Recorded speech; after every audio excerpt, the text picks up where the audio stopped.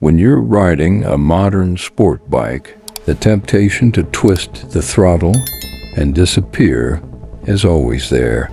But what happens when you try that against a highly trained state trooper? In this video, we're looking at a 9-minute high-speed pursuit that quickly escalated from a simple traffic stop into a life-altering disaster. This rider thought his bike was faster than a radio wave. He was dead wrong. Let's break down exactly how this pursuit unfolded. It started on a standard afternoon patrol. The trooper was scanning traffic when this sport bike caught his eye. The rider was moving significantly faster than the flow of traffic, weaving between cars without signaling. At first, the trooper just wanted to issue a warning or a standard citation. He pulls up behind the bike and activates his emergency lights. Now, at this exact moment, the rider has a choice. Pull over, pay a few $100s fine, and go home. But watch closely. Instead of slowing down, the rider looks back in his mirror, drops a gear, and pins the throttle. Instantly, the chase is on. The sound of the inline 4 engine screams as the rider accelerates past 80, 90, and easily clears 100 miles per hour. The trooper immediately notifies dispatch, calling out the motorcycle's description and direction of travel. Now, chasing a motorcycle is one of the most dangerous things a law enforcement officer can do. Why? Because a sport bike weighs less than 500 pounds, but has the power-to-weight ratio of a supercar. It can accelerate out of situations that a heavy police cruiser simply cannot handle. But the trooper stays calm, maintaining visual contact, while letting dispatch coordinate ahead. As the minutes tick by, the pursuit moves from the open highway into heavy commuter traffic. This is where things get incredibly critical. At these speeds, civilian drivers have no time to react. They hear a siren, but by the time they look in their mirrors, the bike has already flown past them. The rider is taking massive risks here, splitting lanes between semi-trucks and SUVs. One sudden lane change by an unaware driver, and this pursuit would end instantly in a fatal crash. You can see the trooper backing off just a little bit to reduce the pressure on the rider, hoping he will slow down. But adrenaline is a powerful drug, and the rider keeps pushing. While the rider thinks he's winning the race against the primary cruiser, he's forgetting the biggest asset the police have: communication. Multiple units from surrounding counties are now responding to the area. Stop sticks are being prepared at upcoming exits, and officers are positioning themselves to block the ramps. The net is closing in. When you flee from the police in America, you aren't just running from one car. You are running from the entire grid.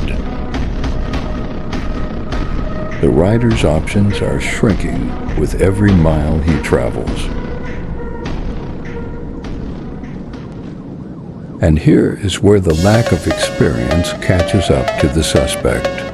Up ahead, traffic comes to a complete standstill due to a red light or construction. The rider tries to look for a gap on the shoulder, but there's simply no room left. He applies the brakes too hard, losing traction on the rear tire. The bike wobbles and down it goes, before the rider can even scramble back to his feet. The trooper's cruiser stops inches away.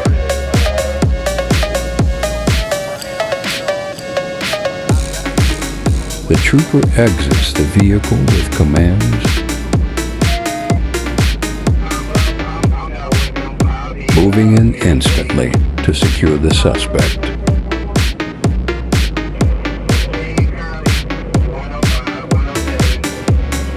The chase is officially over.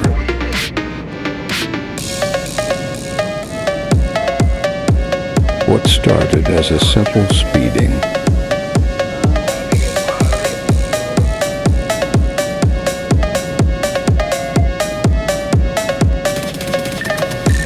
violation has now turned into multiple felony charges. Felony fleeing and eluding.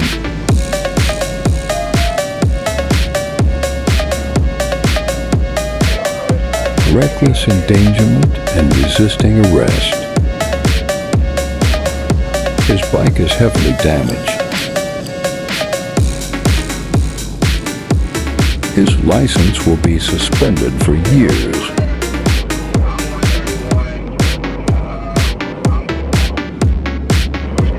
And he's looking at real prison time. All because he thought he could outrun a state trooper. Was it worth the 9 minutes of adrenaline?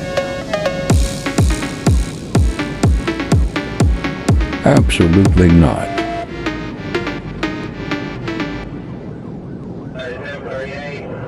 Let me know what you think about the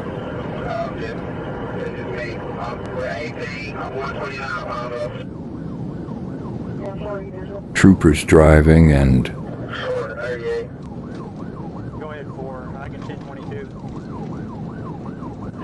tactics in the comments below.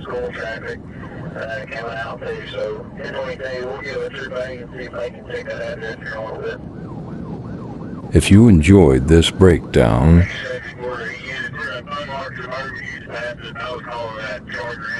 hit that like button, subscribe to the channel, and turn on notifications for more American crime and police stories. See you in the next one. 4608 parking lot, good more. We got a couple units from out back home. Get to the interchange, look for them as well. 10-4, E38 Pine Bluff, 1022. Pine Bluff, E38, 10-4.